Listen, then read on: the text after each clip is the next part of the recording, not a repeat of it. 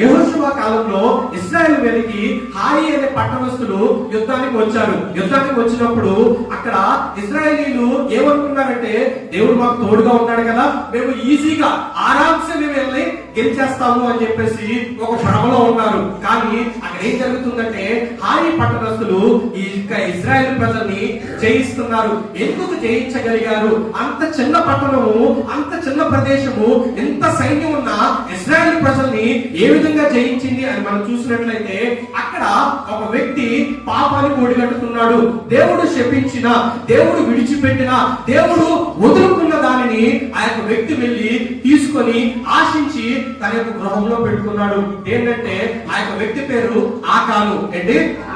ఆకాను అనే వ్యక్తి ఏం చేశాడంటే, దేవుడు శపించిన, దేవుడు వద్దు అన్న పనిని, అక్కడ బంగారాన్ని, డబ్బుని, ఆ యొక్క వెండిని తీసుకొచ్చి తన ఇంట్లో పెట్టుకున్నాడు.